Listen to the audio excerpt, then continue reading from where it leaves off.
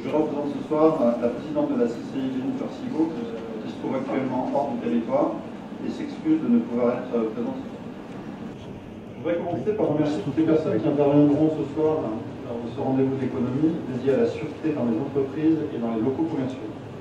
Également remercier le député Philippe Dunoyer, le président du gouvernement de Nouvelle-Calédonie Philippe Germain, Christopher Gigès, membre du gouvernement, le président de la province sud Philippe Michel et Martine Agneau, première vice-présidente de la province sud, qui nous font l'honneur de leur présence ce soir. Un grand merci aussi aux partenaires qui depuis plusieurs mois se sont investis à nos côtés dans le plan d'action de lutte contre l'insécurité en entreprise que nous déployons en ce moment. L'État, la gendarmerie nationale, les polices nationales et municipales, le syndicat des commerçants, le syndicat des importateurs et distributeurs et l'association Nouméa Centre-Ville. Il est important de souligner que les mesures issues de ce plan ne pourront sans doute pas éradiquer les problèmes de sécurité et d'insécurité. Elles visent à mettre en place au plus vite des solutions concrètes pour aider les entreprises. Elles se veulent complémentaires aux différentes actions de prévention et de répression déployées par les institutions, mais ne s'y substituent pas. Nous allons vous présenter ce soir les mesures techniques que la CCI a déployées avec ses partenaires pour ses ressortissants et dans son champ de compétences. Il est important de nous coordonner et de fonctionner de manière collégiale pour pouvoir réagir plus efficacement face à la recrudescence des actes de malveillance dont sont victimes les commerçants et de nombreux autres professionnels. Des actes qui, outre leur dimension sociétale, ont un impact direct sur notre économie. En effet, vous le savez, les répercussions de la délinquance sont nombreuses. Dégradation ou perte de l'outil de travail, chute du chiffre d'affaires, arrêt de travail, chômage et licenciement économique, ou encore problématiques d'assurance. Il y en a d'autres que je ne vais pas tous les énumérer. L'objectif de ce rendez-vous de l'économie est d'apporter des éclairages techniques et des solutions concrètes aux entrepreneurs. C'est aussi l'occasion de faire le point sur les nombreux moyens mis à la disposition des chefs d'entreprise pour les épauler. Les consultations sûreté des forces de l'ordre, le dispositif alerte commerce et entreprise, le nouvel observatoire de la sécurité des professionnels et les aides financières en cours d'élaboration au gouvernement, pour ne citer que. Je vais laisser nos conférenciers vous détailler tout cela, en commençant par Mathieu Douliger, directeur du cabinet du Haut-Commissaire de la République en Nouvelle-Calédonie, qui fera un point sur la situation et nous rappellera les chiffres clés et les actions engagées par l'État. Ensuite, mon confrère David Guyenne, vice-président de la CCI en charge du commerce et lui-même commerçant, qui animera cette conférence et présentera le plan d'action actuellement déployé par la Chambre et ses partenaires à l'intention des entreprises. Le maréchal des logis-chefs de la gendarmerie nationale Jean-Louis Barré et le capitaine de la police nationale Jean-Louis Robert Prégère, tous deux référents sûreté et experts en prévention, qui parleront de stratégie de défense, des moyens à mettre en œuvre au quotidien et de la réglementation concernant notamment la vidéosurveillance. Cette intervention sera complétée par l'intervention de M. Antoine Dongoc, chargé de mission de la police municipale. Emmanuel Roche, président du COSODA, le comité des sociétés d'assurance de Nouvelle-Calédonie, qui évoquera les exigences et les différents niveaux de protection requis par les assurances. Et enfin, Philippe Germain, président du gouvernement, qui s'exprimera sur les aides financières mises en place par la Nouvelle-Calédonie. Également, vous précisez que vous serez invités à leur poser vos questions en deuxième partie de soirée, car le but de cette conférence est de vous apporter des réponses. Enfin, vous informer que cette même conférence sera donnée le 19 avril à Conet et que sa thématique fera l'objet d'un dossier très pratique dans le prochain CCI Info, le magazine de la Chambre de commerce. Je laisse la place à Mathieu Douliger, directeur du cabinet du Haut-Commissaire de la République en Nouvelle-Calédonie. Merci de votre attention et bonne soirée.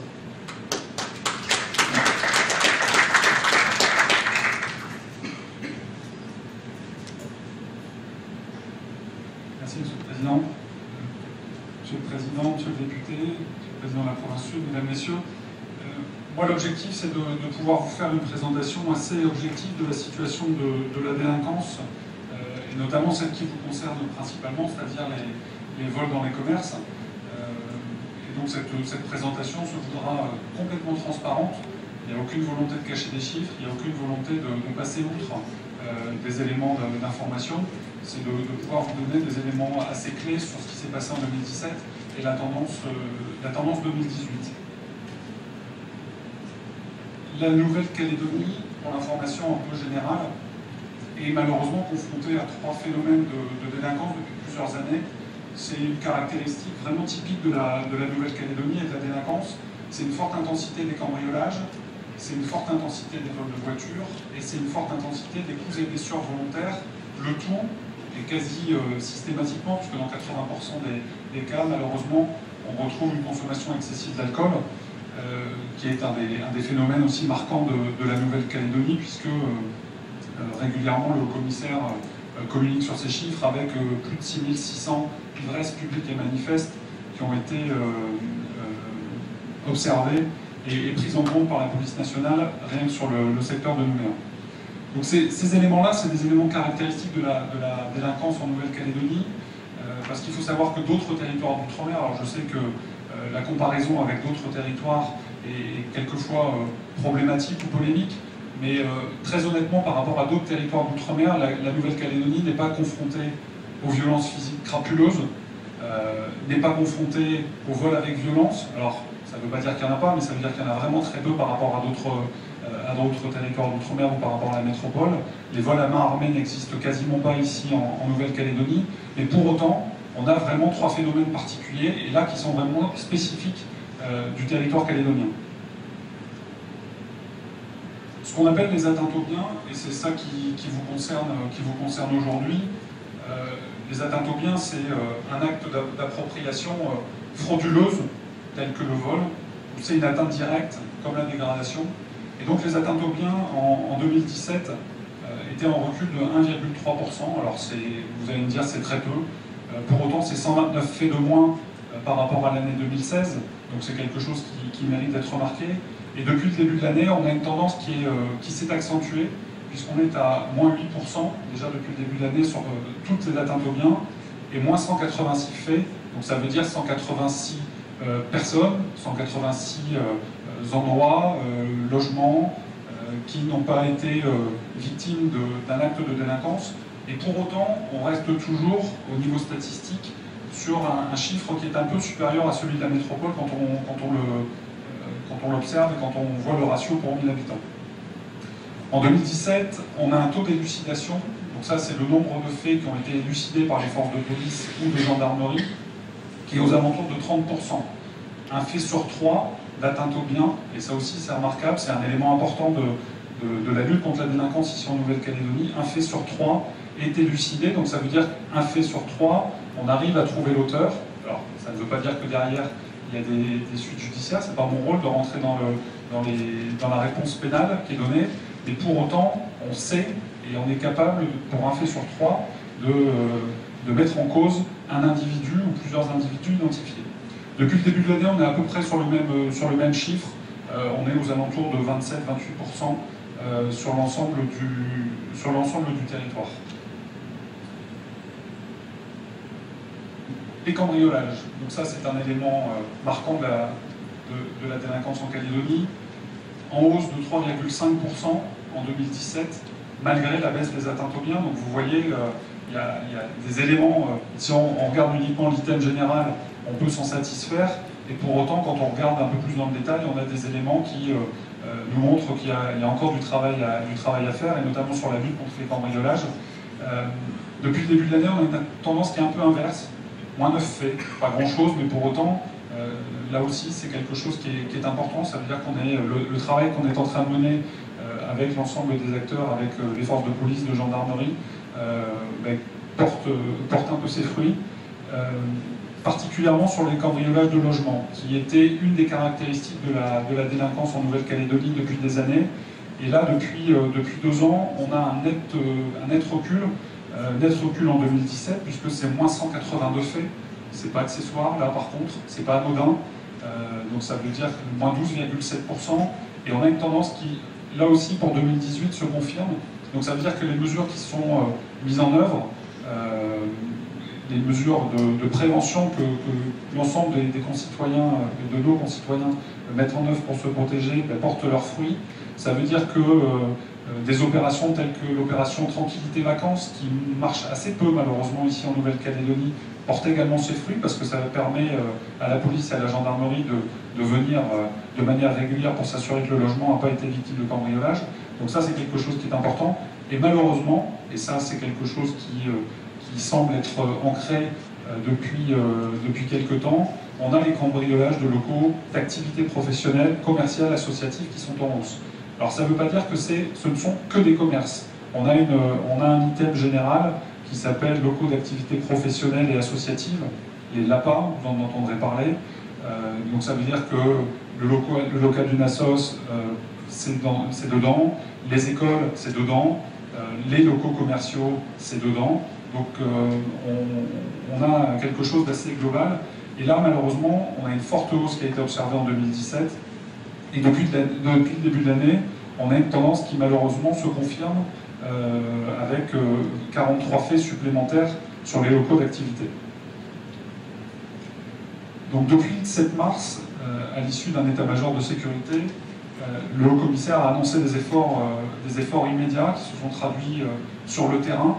Alors peut-être que vous avez pu l'observer, régulièrement on informe la population par des communiqués de presse. Alors quand je dis on, c'est à la fois le commissaire et à la fois le procureur de la République sur l'ensemble des mesures qui ont été prises et sur les suites qui sont données à ces actions.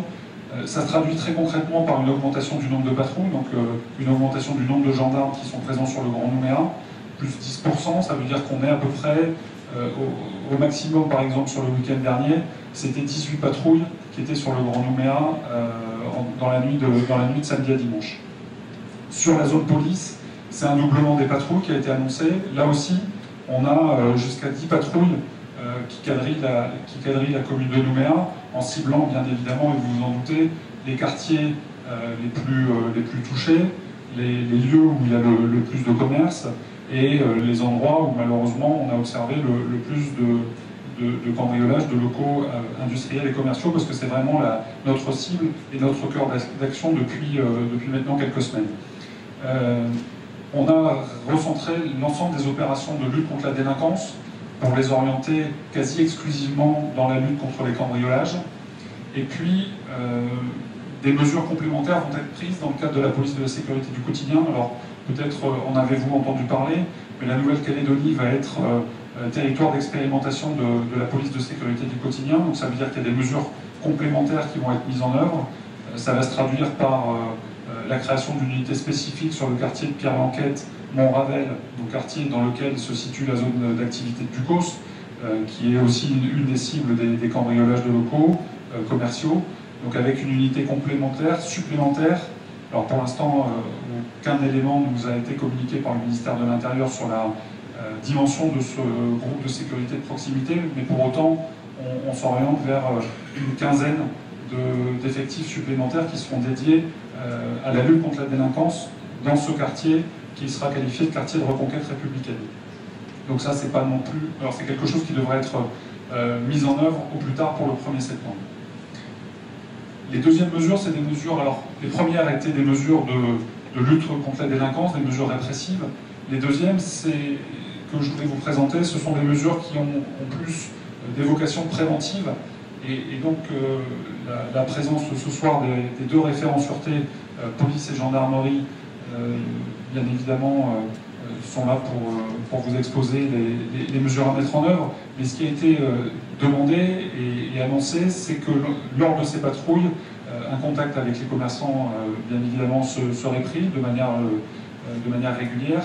Et puis la mise en relation avec les référents sûreté, c'est le travail qu'on est en train de mener avec la CCI, et leur présence est là aussi pour confirmer tout ça, pour que vous ayez, vous, des contacts privilégiés pour venir vous apporter quelques conseils, des conseils de bon sens, mais aussi des conseils de protection et de prévention. Le partenariat avec la CCI, donc ça c'est la présentation qui va être faite à l'issue de ma présentation sur les 5 volets d'action. Et un autre travail qu'on a mené, c'est avec les sociétés de sécurité privée, parce que normalement, une société de sécurité privée, quand elle est actionnée, parce que vous avez l'alarme qui sonne, elle est censée envoyer sur place son vigilant, lequel vigilant fait une levée de doute, et à l'issue de cette levée de doute, contacte les forces de police.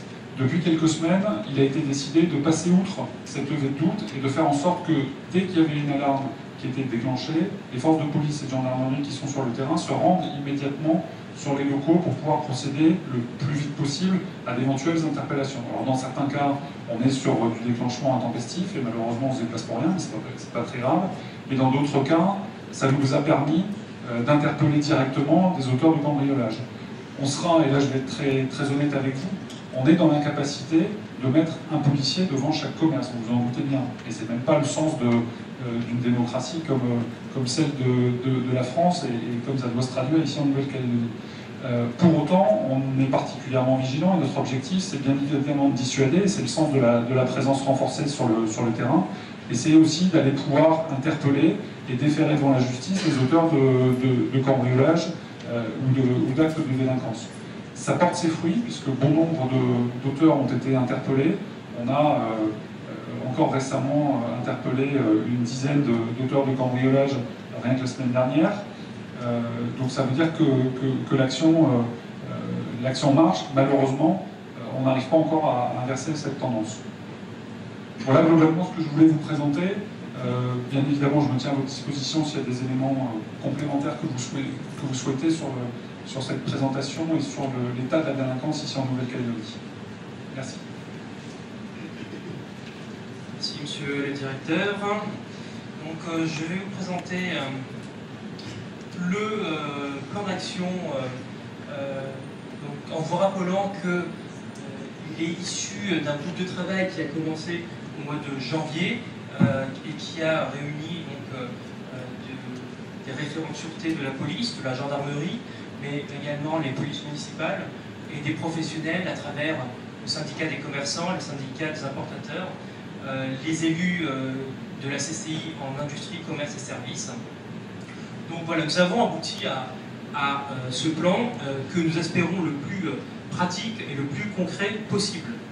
Un plan en 5 volets, un volet donc d'information, d'accompagnement, d'observatoire, d'alerte commerce et entreprise, et également un volet de lobbying et d'aide à l'obtention d'aide financière. Donc la formation, typiquement, c'est exactement ce qu'on fait ce soir. Donc on commence par ce rendez-vous de l'économie. On en aura aussi un à Koné le 19 avril. L'accompagnement, je ne vais pas m'étendre dessus puisqu'on fera un focus spécial avec nos invités de la police nationale, de la gendarmerie nationale et de la police municipale. En revanche, je vais m'attarder un peu plus sur l'observatoire. L'observatoire va se mettre en place assez rapidement et va être nourri par les plaintes des commerçants et des citoyens qui vont nous permettre, avec la police, la gendarmerie et les différentes polices, d'analyser les zones de délinquance particulières, les types de délinquance particuliers ou les secteurs sur lesquels une vigilance particulière doit être mise en place. Sur la partie alerte commerce et entreprise, donc peut-être certains d'entre vous ont été adhérents ou sont adhérents à Alerte Commerce. Donc suite à ce groupe de travail et à la recrudescence des actions de délinquance, nous avons décidé d'étendre le dispositif à la fois géographiquement, donc sur toute la Calédonie et non plus que sur Nouméa, mais également sur une extension sectorielle, donc pas que les commerces, mais tout type d'entreprises, donc des locaux industriels par exemple, des restaurants. Donc tout le monde est bienvenu, tout le monde, on encourage tout le monde à adhérer à ce système qui est gratuit. Alors comment il va fonctionner? Concrètement, dès que un délit, alors nous avons répertorié des cas bien précis de délit, donc le vol d'alcool, de tabac, le vol en réunion, la dégradation d'un local professionnel, la tentative de vol et effraction d'un local professionnel.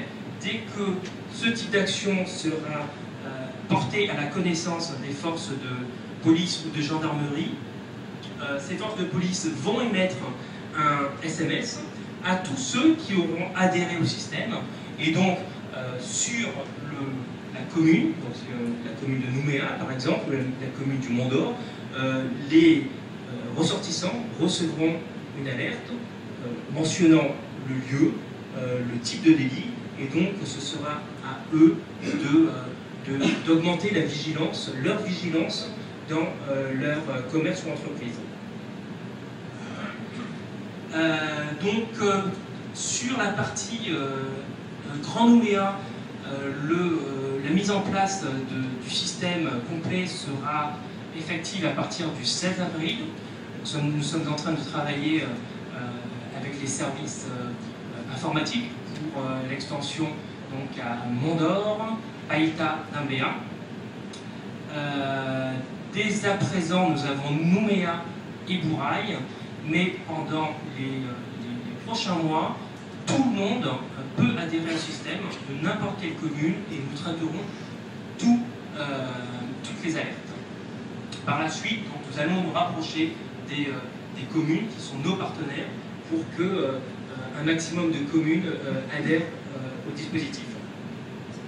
Juste pour terminer, la CCI sera aussi présente pour aider les ressortissants. Donc ça, Monsieur le Président du gouvernement nous expliquera certainement les aides, les dispositifs qu'il mettra en place. Et donc la CCI sera évidemment partenaire de toute mesure gouvernementale ou de la province. Je vais laisser la parole donc au référent sûreté de la gendarmerie, Monsieur Jean-Loup Barré, au référent sûreté de la police, Monsieur Jean-Loup Robert Treger, et au chargé de mission de la police municipale, Monsieur Antoine Tangok.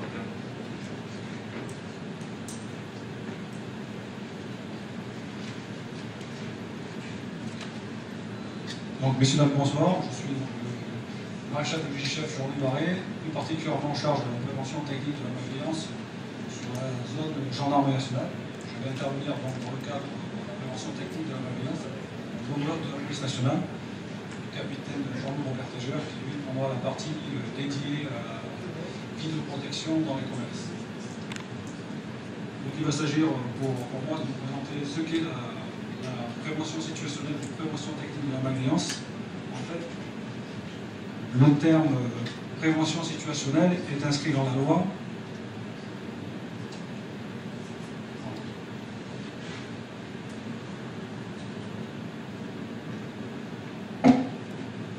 Merci.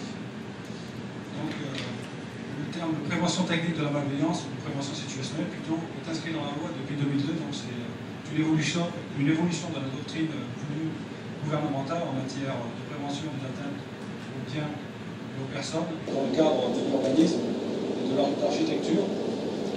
Donc en fait c'est la LOPSI, c'est la loi d'orientation et de programmation pour la sécurité intérieure. Donc ce terme est vraiment inscrit dans la loi, et le terme de prévention technique de la malveillance est la déclinaison faite par la police et la gendarmerie pour mettre en œuvre cette politique sur le terrain. Donc c'est à partir de 2002 que nos institutions ont travaillé sur la politique à mettre en place et la formation dans le temps de référents sûreté qui, à partir de 2007, ont été déployés progressivement sur l'ensemble du territoire national pour travailler sur la sûreté des sites et des bâtiments dans le cadre de la prévention des atteintes aux biens et aux personnes. Alors, nous agissons dans un cadre missionnel bien précis, auquel nous ne pouvons pas déroger. Donc, lorsque nous intervenons sur le terrain. Nos interventions se matérialisent par la consultation de sûreté. Donc, la consultation de sûreté, c'est une analyse des sites, de vos commerces, ou de sites plus étendus, hein, qui peut y avoir des sites simplement bâtimentaires, ou alors des sites plus étendus, avec bien sûr une périmétrie extérieure délimitée par des clôtures. Donc la consultation de sûreté est une action, est une analyse fine donc, des problématiques de sûreté liées à vos commerces ou à vos entreprises. Une fois que nous avons donc analysé la situation, nous émettons des préconisations verbales que nous formulons verbalement et que vous êtes chargé après de répercuter ou non. Il n'y a aucune obligation dans nos interventions, c'est-à-dire les préconisations que nous formulons ne sont absolument pas obligatoires. Donc il faut savoir aussi que nos interventions sont gratuites, elles se font d'une façon consensuelle et bien sûr elles sont strictement confidentielles. Et elles n'engagent pas, et elles ne peuvent engager la responsabilité du référent sûreté de la police et de la gendarmerie ou de nos institutions. Donc la consultation est verbale, c'est un travail d'une analyse fine. Ensuite, nous pouvons aussi rendre des conclusions par écrit en fonction de la situation que nous trouvons. S'il s'avère qu'il y a énormément de points à améliorer, il est certain qu'il est difficile de retenir ou de mettre en œuvre après les recommandations que nous avons formulées. Donc le diagnostic permet d'avoir un document de référence pour vous éventuellement pour après pouvoir travailler à l'amélioration de la sûreté de vos commerces ou de vos entreprises.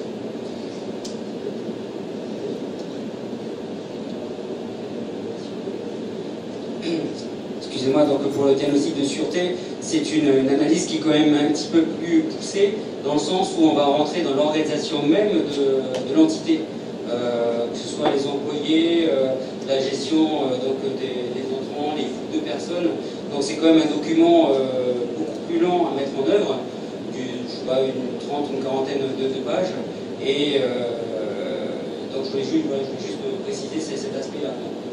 Pour le coup, avec la CCI, on est parti sur une consultation orale tout aussi précise, mais pour accumuler et pour pouvoir balayer un maximum de commerçants ou d'industriels.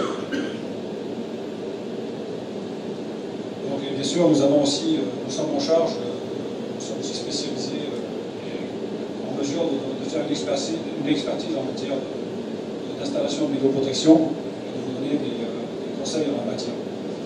Donc, comment se matérialise notre intervention? Une fois que nous avons été sollicités, un premier contact peut-être téléphonique ou physique, nous demandons éventuellement des plans, des photographies, des détails sur l'emplacement du site, sur son environnement, et donc, par notre connaissance du niveau de délinquance des lieux, nous allons pouvoir après appliquer une méthode de travail qui est basée sur la théorie des espaces. C'est-à-dire que lorsque nous intervenons selon une théorie des espaces, une logique qui nous fait partir du plus loin au plus près, au cœur de cible. En fait, nous avons trois espaces à traiter, qui est l'espace périphérique, l'espace le plus éloigné, qui est en dehors de la propriété, l'espace périmétrique, qui englobe, si c'est seulement un bâtiment, les murs et les ouvrants, et l'espace volumétrique, qui est l'intérieur du bâtiment. Donc voilà. Donc là, ici, vous avez un schéma qui matérialise donc, la progression d'un délinquant dans ces espaces et les équipements ou aménagements que l'on peut donc y associer pour pouvoir contrer l'action du délinquant. Donc on voit que la progression du délinquant dans l'espace périphérique, c'est tout ce qui est en dehors de la propriété, ça peut être donc la voie publique, hein, ou alors une propriété privée qui appartient donc, à une tierce personne. Donc il peut être équipé éventuellement pour la voie publique de vidéoprotection, ce qui permet dans un premier temps de pouvoir, éventuellement si la commune est équipée d'ACSU, de pouvoir voir qu'il y a une action malveillante à l'encontre d'un commerce, et à partir de là, de détecter donc, un cambriolage ou une action malveillante, et de fait déclencher derrière l'intervention des forces de l'ordre. Donc très tôt, il est nécessaire de pouvoir détecter au plus tôt l'action malveillante. Donc dès qu'on rentre dans la périmétrie, c'est-à-dire la zone entre, par exemple, la clôture et le nu du bâtiment, c'est-à-dire les murs et les ouvrants inclus, là aussi on a donc de multiples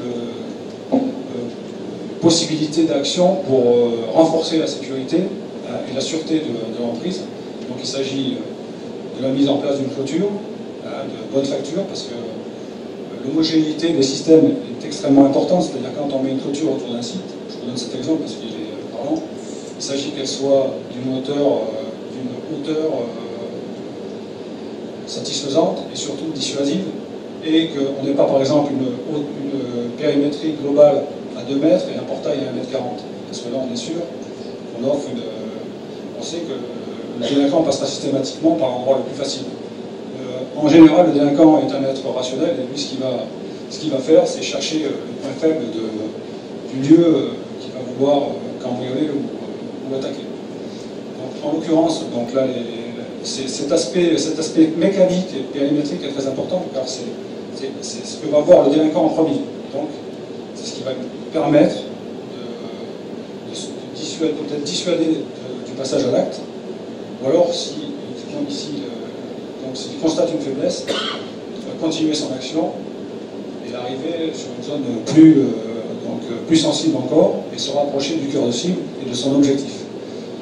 Donc dans l'espace périmétrique, j'en ai parlé des clôtures, et tous les murs ouvrants inclus. Donc là on rentre dans les espaces à défendre, c'est-à-dire que c'est tous les ouvrants, fenêtres, accès principaux, accès secondaires. Donc là c'est pareil, il est nécessaire qu'il y ait une homogénéité dans les systèmes qu'on installe, c'est-à-dire qu'en matière de protection mécanique, il ne s'agit pas de mettre par exemple un volet roulant de très bonne facture, très résistant, et avoir des fenêtres qui ne sont pas protégées par exemple par du maraudage ou des produits verriers résistants à l'infraction. Donc c'est vraiment extrêmement important cette homogénéité des systèmes, et non seulement il y a une homogénéité, mais il y a aussi une redondance. C'est-à-dire qu'on va associer à tous les systèmes que l'on peut installer. Donc je vais vous montrer après, c'est des moyens techniques. On va associer donc des moyens électroniques qui vont permettre d'alerter, de détecter et d'alerter au plus tôt. Donc, il y a des moyens électroniques qu'on peut installer en périmétrie, sur les bâtiments bien sûr, que ce soit sur les ouvrants.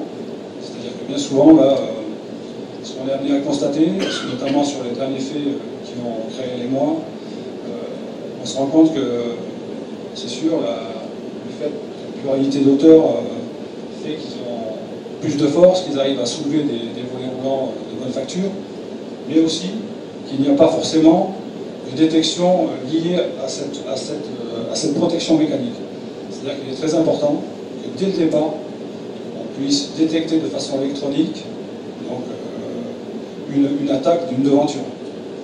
Donc ça passe par, éventuellement, je vous donne un exemple, des sabots de détection associés à un volet roulant. Donc ça c'est très important, parce que le déclenchement d'une alarme, on s'aperçoit aussi dans nos comptes rendus, que très souvent, quand on a affaire à des délinquants opportunistes, ils sont amenés à fuir et à quitter les lieux. Bon, après, c'est vrai que l'union fait la force, et le fait d'être plusieurs multiplie les velléités de passage à l'acte. Et surtout, ils sont bien au courant qu'en étant beaucoup à cambrioler un commerce, ils vont être très rapides pour voler un maximum de marchandises et pouvoir aller très rapidement à l'essentiel.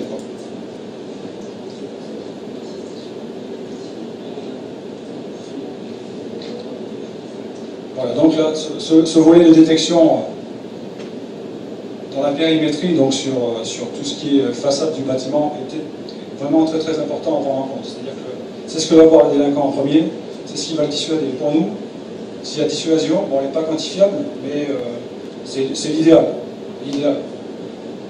Après, les dispositifs que nous allons mettre en place vont soit bloquer ou freiner l'action du délinquant, voilà, mais il s'agit toujours de faire en sorte qu'il soit détecté et qu'il n'arrive pas à son objectif, c'est-à-dire d'aller au but qu'il s'est fixé. Si c'est pour voler des spiritueux, par exemple, il faut vraiment qu'il soit détecté dès l'entrée.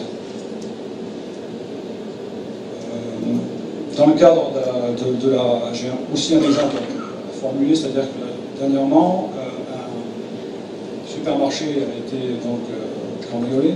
On s'est aperçu que les ouvrants, donc des portes antipaniques, étaient très faible résistance. Donc la porte a été tordue très facilement.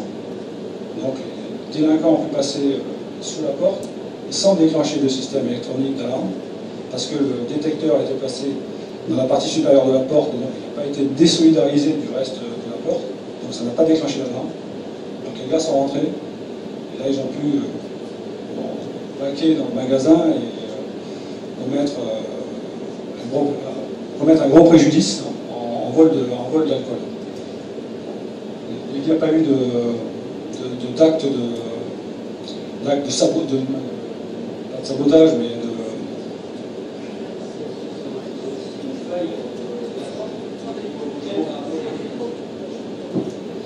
En fait, ils ont utilisé une faille du dispositif parce que la porte en elle-même, elle n'était pas homogène par rapport au dispositif de sûreté du reste du bâtiment. Effectivement, cette porte-là, c'était une porte coupe-feu, une sortie de secours, mais avec un seul point d'ancrage. Donc ils l'ont arraché par le bas, et malgré le fait qu'il y ait un dispositif de détection situé au-dessus, il n'a pas joué son rôle.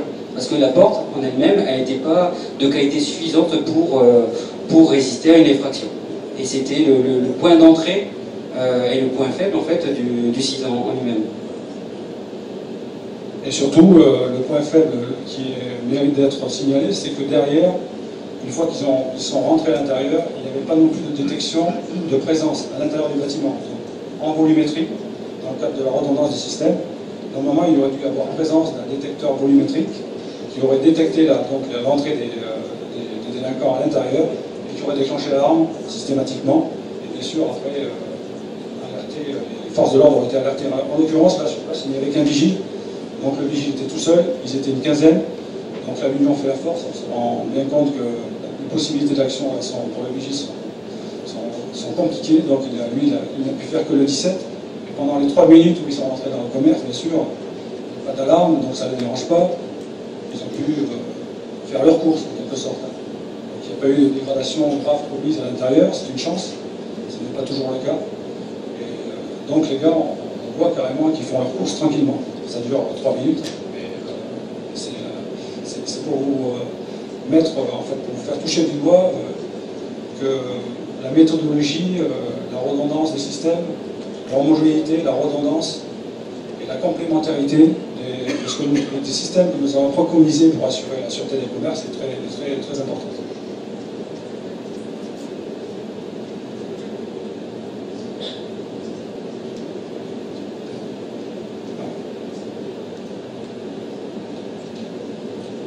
Donc là, c'est lorsque nous travaillons systématiquement, nous émettons des préconisations en matière technique, nous émettions des préconisations sur l'organisation et sur l'humain, en fait. Donc c'est-à-dire que, dans un premier temps, il y a des moyens techniques pour faire face, pour améliorer la sûreté des commerces et des entreprises, donc qui sont précisés sur ce schéma. Beaucoup d'entre eux répondent à des normes, notamment des normes qui les classent par niveau de résistance. Comme vos activités, d'ailleurs, les différentes activités sont normées. On a des tableaux de référence dans lesquels les activités apparaissent et les classements, les catégories de niveau de sécurité vont de 1 à 5. Et donc, en fonction de votre activité, nous savons que nous devons classer votre commerce ou votre activité au niveau 1 ou 2. Et à cela, donc, il y a une correspondance sur les tableaux de normes que nous avons qui nous font préconiser des systèmes, des systèmes techniques ou électroniques qui correspondent au niveau de sensibilité requis. Voilà, donc là, vous avez le panel de moyens techniques que nous avons à notre disposition. Donc si on part de la périphérie, il y a les dispositifs donc, pour anti-véhicules béliers. Donc ça aussi, c'est installé en fonction de la sensibilité des marchandises ou des valeurs qui sont détenues à l'intérieur de vos commerces. Ils répondent aussi à des critères de solidité qui ne doivent pas être négligés, parce qu'on voit bien souvent des plots ou des bornes qui ne répondent pas au niveau de sûreté requis, c'est-à-dire que s'ils sont percutés par un véhicule, ils ne vont pas résister. Vous verrez un exemple tout à l'heure, on présente un petit film à la fin de notre présentation qui matérialise tout ça visuellement. Donc les éclairages, l'éclairage des commerces est très important. Est très important parce qu'il permet de voir des gens qui passent à l'acte. Donc l'éclairage est très important dans le milieu urbain notamment. C'est sûr qu'en milieu rural ou dans un lieu isolé, on ne va pas gérer, on ne va pas poser une stratégie qui prend en compte l'éclairage de la même façon. Là, on va agir sur d'autres niveaux, sur la détection électronique visible en fait. Donc après, il y a bien sûr tous les dispositifs mécaniques de type rideau métallique. Donc les rideaux métalliques, il y a rideau métallique en termes de résistance, on voit un peu de tout. Donc il y a des commerces qui sont donc sensibles et qui ont des rideaux qui ne correspondent absolument pas au niveau de sûreté requis. Donc les rideaux, en général, on voit aujourd'hui des rideaux qui sont installés en lame pleine, qui sont installés dans les règles de l'art et qui sont solides, qui ne présentent pas de possibilité d'accroche depuis l'extérieur et qui ne sont pas non plus ajourés. Donc pour accrocher un dispositif, un treuil ou quelque chose avec lequel on pourrait tirer et arracher le rideau.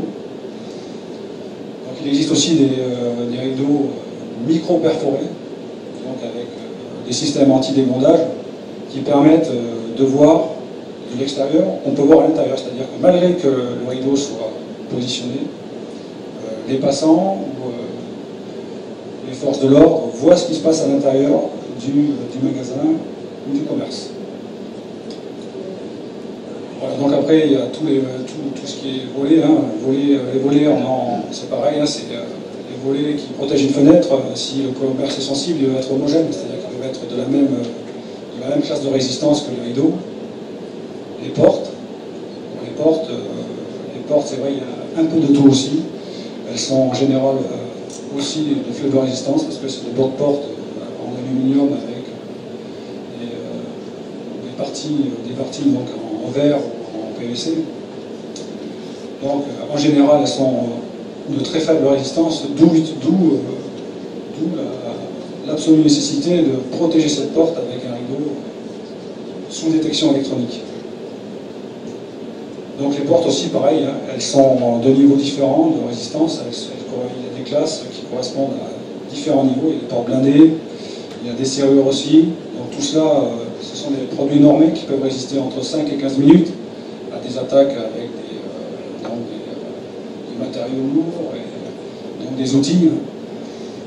Des vitrages. Alors pareil, les vitrages il y a des vitrages qui existent qui sont anti-effraction, qui ont donc la capacité à résister à une attaque. Mais tous ces matériels lourds installés doivent être homogènes, c'est-à-dire quand ils sont installés, il faut tenir compte aussi du support. C'est-à-dire que si vous installez une porte blindée de forte résistance très lourde sur des éléments de maçonnerie qui ne sont pas en capacité de résister, en fait, quand il va y avoir une action sur la porte, en fait, c'est la cloison qui va tomber.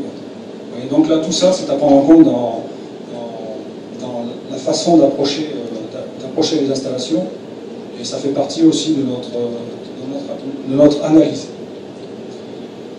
Donc pareil, au niveau des baraudages, on voit un peu de tout. Ici, il y a des baraudages qui nous permettent de dire qu'ils sont de bonne résistance, parce que c'est des baraudages en acier plein, donc de bonne section. Par contre, il y en a d'autres, ils ne sont absolument pas dissuasifs, c'est-à-dire qu'ils sont attaquables avec une barre à mine, vous allez très facilement tordre les barreaux et atteindre une fenêtre pour pouvoir passer à l'action malgré la présence du baraudage. Pareil, les coffres-forts, selon les valeurs que l'on détient, répondent à des normes bien précises. Après, vous avez des contrôles d'accès. Lorsque vous êtes seul dans les commerces, vous avez la possibilité d'installer des clashes électriques pour donc ouvrir la porte du commerce en ayant préalablement vérifié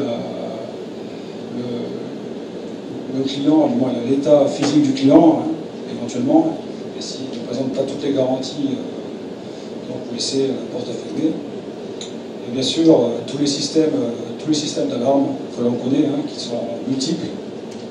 On ne va pas tous les détailler aujourd'hui, mais il y a de nombreuses possibilités d'installation de systèmes d'alarme. Donc là, on vient de vous brosser un petit peu les moyens techniques qui sont mis en œuvre localement pour améliorer le degré de sûreté des entités. Avec mon collègue Jean-Louis, on a déjà fait le tour un petit peu de quand même pas mal de sites qui ont fait appel à nos services via la CCI. Et on a vu que la plupart des sites, ils étaient quand même bien équipés, mais seulement qu'il y avait une incohérence et de l'illogisme entre certaines installations. Par exemple, on en a parlé tout à l'heure de l'homogénéité. Moi, j'y suis allé dans une station de service, elle avait un super coffre, le coffre n'était pas scellé. Bon. Il y avait du coup du tabac qui était entreposé en grande quantité, dans une armoire qui ne fermait pas à clé, dans un local, le local lui-même fait de placo-plâtre. Voilà. Donc on voit qu'il y a des incohérences, et donc notre travail au travers de la consultation de sûreté, c'est de pouvoir niveler et de pouvoir apporter des conseils plus cohérents à l'installation de certains de ces dispositifs. Voilà. Donc il y a eu des volets, des rideaux anti-effraction d'installer, très neufs, enfin voilà, en acier galvanisé. Seulement il n'y avait pas de dispositif anti-relevage. Et là, c'est complètement une aberration, parce que moi-même, je l'ai levé, et finalement, quand on voit qu'ils sont rentrés à une dizaine pour lever le truc, là, voilà. Donc en fait, c'est notre œil d'expert, entre guillemets, on est habitué à la délinquance et au mode d'effraction de nos délinquants. Donc tout de suite, on percute et on sait là où ça peut être au plus faible dans le dispositif global, quoi. Un autre exemple de point faible décelé sur des images, hein, c'est-à-dire que dernièrement on a pu voir sur Internet des images circuler, donc une attaque, on n'a pas la cité d'une station-service, hein, donc là, les gens ont soulevé le rideau, donc apparemment il n'y avait pas de détection électronique sur le rideau. Après on voit donc le délinquant donner des grands coups de pied dans le bloc-porte, donc là le bloc-porte est baronné, donc il est quand même un peu protégé, donc la vitre du bloc-porte cède. Le bloc-porte en lui-même ne s'ouvre pas, mais la vitre cède. Et ce qu'on voit après, qui nous a tout de suite interpellés à nous, c'est que le délinquant là, passe la main et va ouvrir le loquet à l'intérieur. Donc, vous voyez, c'est ce genre de petits détails que nous sommes amenés à déceler et donc à combler. C'est-à-dire, dans notre action, nous avons fait en sorte de donner des précaux qui vont aller dans le sens de l'amélioration de ce genre de détails. Voilà, donc là c'est un exemple très simple de protection métallique. On voit un bâtiment, un petit local, donc vous voyez une porte principale qui est protégée par un rideau métallique, un ouvrant secondaire qui lui aussi doit être résistant à l'effraction. Il y a en fait l'ouvrant secondaire doit être traité de la même façon que l'ouvrant principal. À partir du moment où il permet l'accès au commerce, il doit être traité de la même façon. Et donc une ouverture avec bien sûr des baraudages, une ouverture, une fenêtre protégée avec des baraudages ou des produits verriers résistants à l'effraction. Ouais. Donc là on va passer à un exemple de protection électronique, hein, très simple aussi. Donc la même pièce, hein, le même local. Donc là on voit que sur le rideau métallique, on a associé au rideau métallique donc, des détecteurs d'ouverture et au choc, hein, qui permettent, dès la périmétrie, donc dès qu'on touche au rideau, de donner l'alerte. Donc là, déclenchement de l'alarme, donc impact psychologique sur le cambrioleur, et bien sûr, possibilité qu'il fuit et qu'il n'aille pas plus loin dans son action. Donc là, vous avez aussi matérialisé en bleu derrière sur la porte de la réserve, pareil, un détecteur à l'ouverture, et sur la fenêtre, pareil. Vous pouvez mettre des détecteurs de choc sur les produits verriers.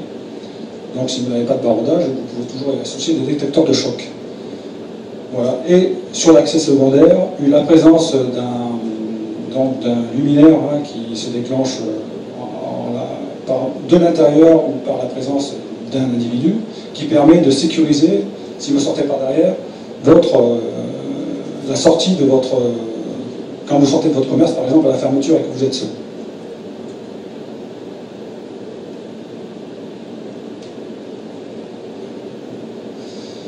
Donc voilà, c'est des exemples là, on voit une voiture qui a pénétré dans un commerce, hein, ou un véhicule bélier, Donc là, vous avez quelques exemples de dispositifs. Là, les deux de droite en partie supérieure sont plutôt des dispositifs empêchant l'accès à proximité donc, de la périmétrie des bâtiments, hein, plus qu'un dispositif véhicule anti-bélier. Là, vous avez une jardinière, par exemple, que vous pouvez, c'est le genre de mobilier urbain que vous pouvez positionner devant vos devantures. Hein. Vous y mettez de la terre dedans avec quelques plantes, tout de suite, ça offre une résistance à une percussion.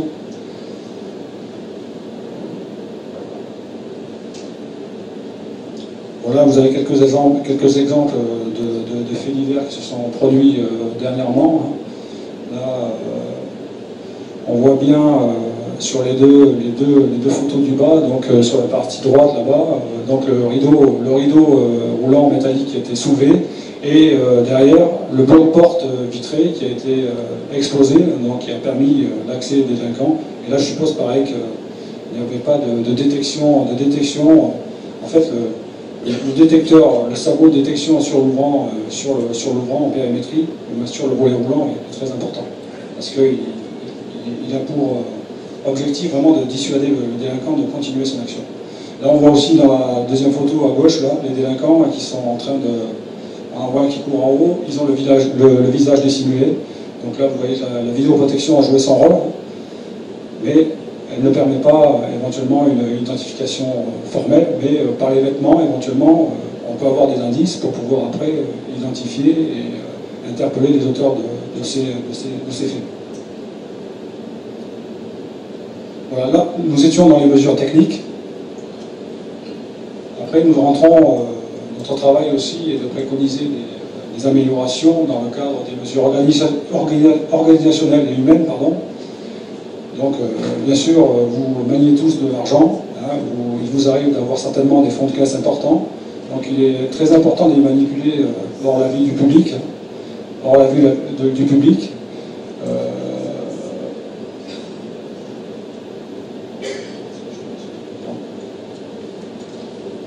Excusez-moi. Voilà, pardon.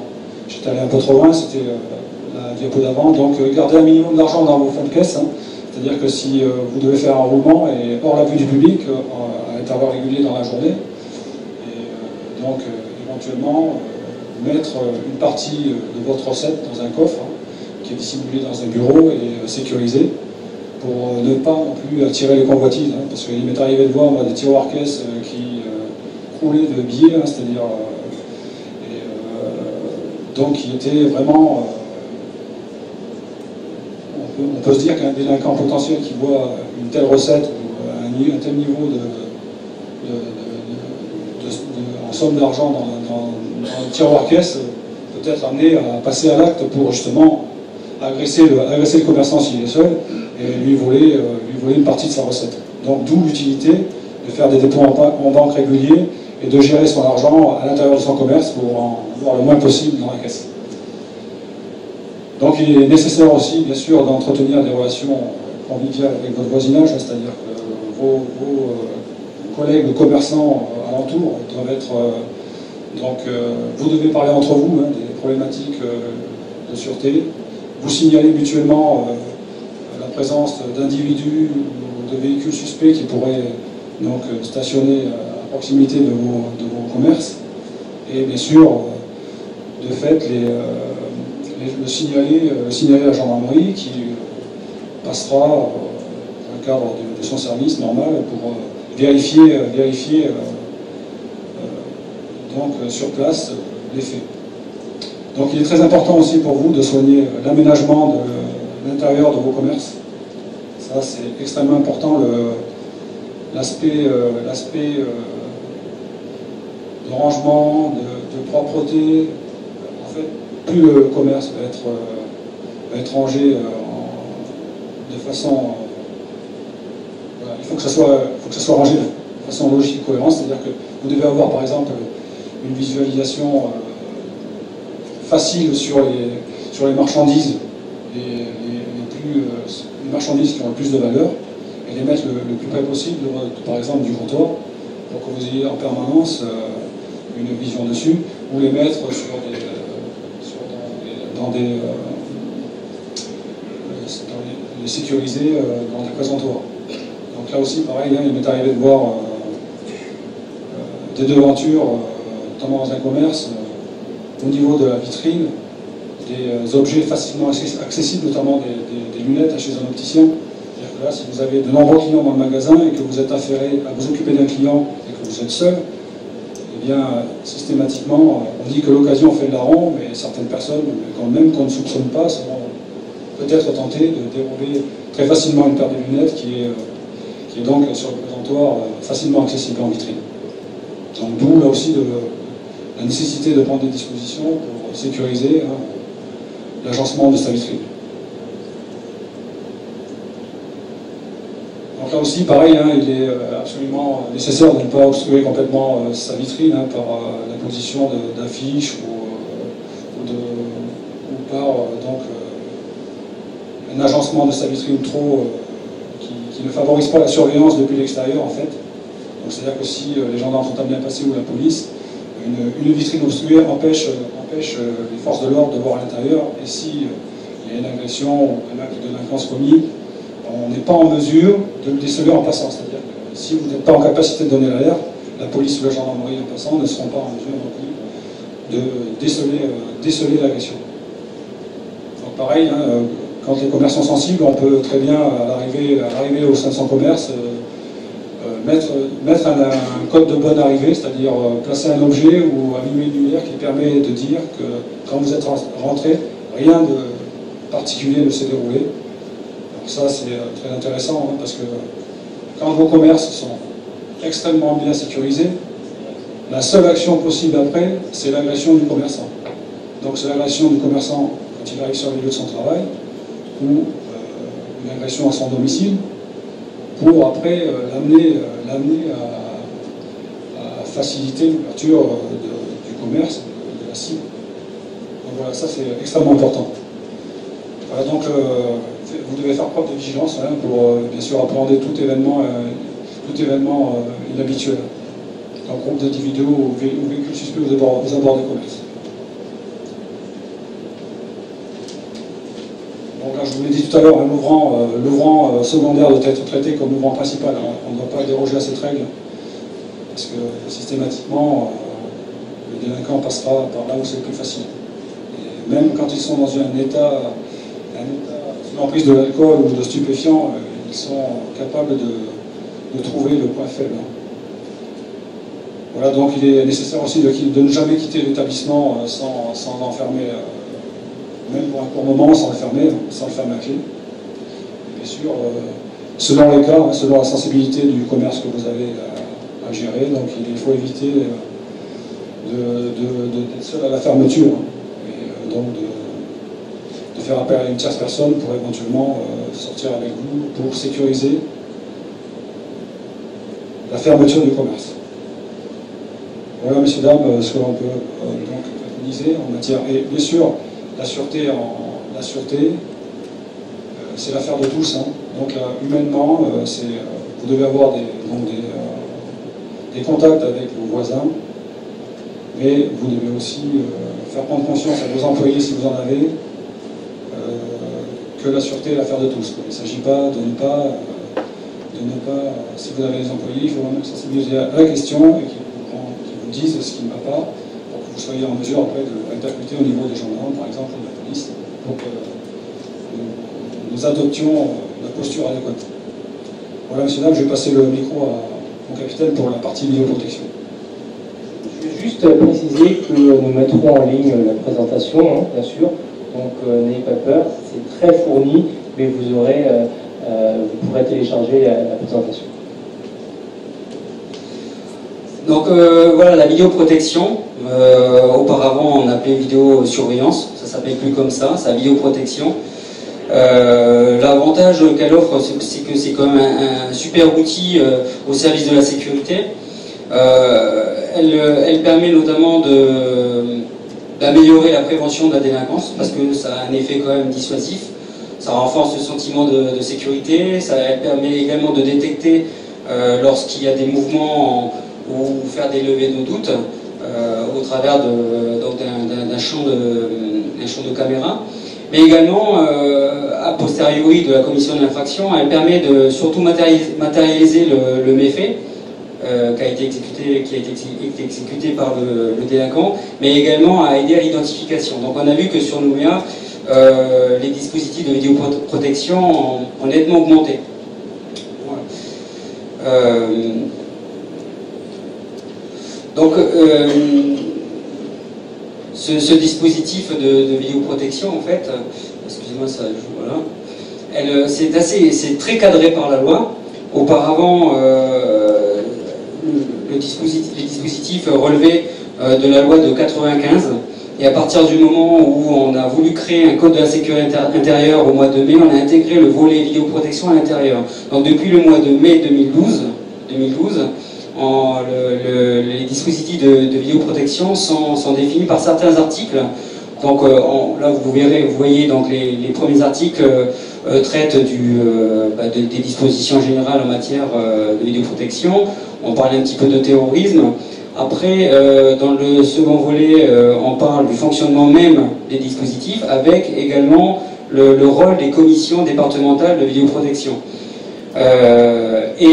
Ensuite, en dernier point, les points de contrôle et des droits d'accès, droits d'information et de contrôle prévus par les commissions départementales. Alors, ce qu'il faut savoir, c'est que en fonction de l'espace, on parle d'espace public, ERP, c'est les établissements recevant du public, donc les commerces, les industriels, on relève de ces dispositions réglementaires. Il y a un autre volet juridique qui relève de la CNIL, et là, ce sont les espaces privés. Donc nous, on entend un espace public. Un espace public, pour nous, c'est un endroit où on peut aller librement. Il n'y a pas de contraintes mécaniques. C'est un accès tout à fait libre. L'espace privé, on met un obstacle mécanique. Par exemple, si on va chez le médecin et que le médecin, pour y rentrer dans la salle d'attente, il faut passer par l'interphone, c'est tout de suite un espace privé. Et le dispositif de vidéoprotection relèvera de la CNIL. C'est une simple déclaration. Pour le reste, tout ce qui est site public, c'est la réglementation donc, qui est régie par le Code de la sécurité intérieure, et le dispositif est autorisé, et pas déclaré, est autorisé par le préfet ou le haut-commissaire. Et donc, à ce titre, c'est une commission qui va statuer sur le bien fondé, sur les aspects réglementaires, sur les respects qui sont imposés par la loi, notamment les respects en termes liés à l'arrêté technique, en fait.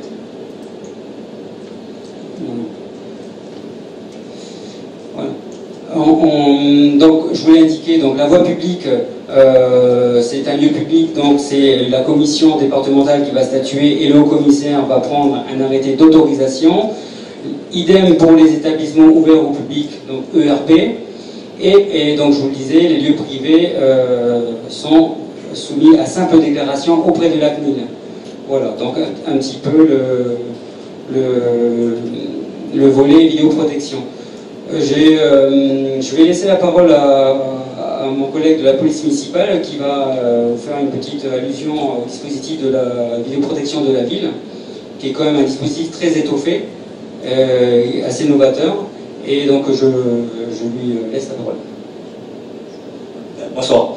Donc la couverture de la vidéoprotection de la ville de Nouméa, notamment sur le voie public, c'est actuellement 54 caméras, avec in fine pour le mois de juin l'installation de 21 autres caméras. Nous sommes actuellement à l'étude des lieux d'implantation pour l'installation des caméras pour 2019, notamment pour tout ce qui est des zones impactées ou qui sont actuellement impactées par les atteintes aux biens, les cambriolages, notamment la grande zone industrielle du Cross. Donc 2019, ça sera environ 40 caméras qui seront installées, avec une optimisation sur la couverture, sur la zone de couverture sur tout le territoire de la commune, avec un investissement financier de plus d'une centaine de millions. Voilà. Donc la vidéoprotection n'est que complémentaire des patrouilles sur la voie publique.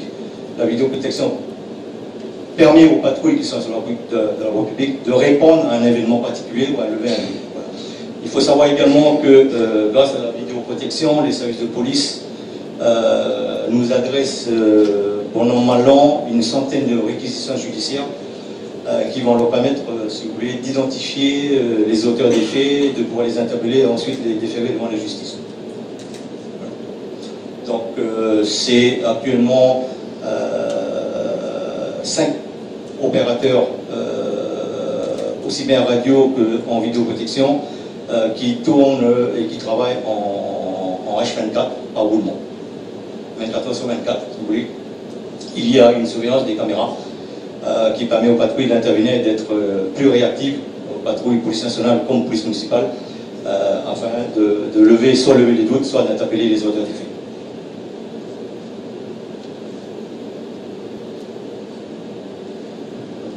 Voilà, donc pour conclure, en fait, il faut quand même ne pas perdre à l'esprit que les atteintes aux personnes sont importantes. Il faut surtout privilégier notre personne si jamais on devait faire l'objet d'une agression physique. En cas de vol en réunion, il ne faut surtout pas faire d'opposition physique et donc laisser malgré tout le préjudice se faire pour se prémunir. Au mieux, donc voilà, il faut surtout mémoriser le signalement de l'auteur pour pouvoir faire la remontée d'informations au service de police et de gendarmerie. Et donc à ce titre, il faut pouvoir au moins identifier qui, où, quand, quoi, comment, pour pouvoir étayer le signalement aux forces de l'ordre. Voilà. Et surtout, il faut préserver les traces et indices pour le travail de police technique qui interviendra a posteriori, mais également surtout pouvoir identifier des témoins qui pourront étayer un petit peu la procédure judiciaire. Voilà. Laisser la parole à Monsieur Guyenne, qui va faire le lien. Merci. Alors, juste pour vous dire que l'intégralité, donc là on va passer des slides qui sont vraiment intéressants, mais on n'a pas le temps de les présenter. Ils seront disponibles en ligne. L'intégralité de la présentation sera disponible en ligne. Oui, on avait aussi un film vidéo qui résumait un peu ça. Malheureusement, on est pris un petit peu par le temps. Donc, ce que je vous propose, c'est de passer au volet assurance avant de passer au volet financement. Et la vidéo, on la passera peut-être à la fin ou alors on vous la mettra en ligne. Les contacts quand même à garder, donc là encore qui seront en ligne. N'hésitez pas, il y a vraiment aujourd'hui 3 choses à faire de manière très concrète pour les commerçants et les entreprises. Donc rendre vos locaux plus sûrs en contactant les référents de sûreté via la CCI. Adhérer à Alerte Commerce Entreprise gratuitement en ligne ou en contactant la CCI et rester vigilant et participer activement au maillage de vigilance en rapportant les faits délictueux au 17 et en prenant les mesures appropriées des réceptions de SMS d'alerte. Nous allons passer maintenant au volet assurance. Monsieur Roche, donc président du comité des sociétés d'assurance de Nouvelle-Calédonie. Merci, bonsoir à tous. Alors, comme j'ai compris qu'on était pris par le temps, je vais adapter un petit peu ma présentation. Ce que je voulais commencer par vous dire, c'est que le comité des sociétés d'assurance de Nouvelle-Calédonie est présent ce soir, c'est aussi pour manifester notre solidarité, parce que ce qui vous impacte en termes de cambriolage et qui nuit à votre activité, évidemment, ça a un impact très fort sur nos activités. Si des commerçants ou des entrepreneurs cessent leur activité, eh bien on aura tout simplement aussi moins de risques à assurer. Et deuxièmement, c'est un impact économique dans notre industrie. Et puis enfin, parce que tout le monde est touché. J'ai moi-même été cambriolé à mon domicile ce week-end. Alors, comment faire face au risque? Je vais dans un premier temps expliquer un petit peu quel est le rôle de l'assureur, et puis ensuite prendre des exemples par rapport à différentes activités. Quels sont les moyens de protection qui peuvent être mis en place. C'est là où je vais peut-être aller un petit peu plus, parce qu'il y a beaucoup de choses qui ont déjà été dites. La première des choses, c'est finalement comment on peut faire pour faire face à ces risques. La première solution, c'est l'assumer tout seul. Et finalement, contrairement à une idée reçue, il y a assez peu de risques dont l'assurance est obligatoire. Je parle bien sûr d'un niveau réglementaire. Il est fortement recommandé de s'assurer en cas d'incendie pour le vol et encore plus pour sa responsabilité civile professionnelle. Mais à part certaines activités comme les médecins, il n'y a pas d'obligation stricto sensu de s'assurer. Maintenant, évidemment, il faut être capable d'assumer les conséquences financières des aléas en cas d'incendie, de vol, et encore plus engageant en termes au niveau financier de sa responsabilité civile.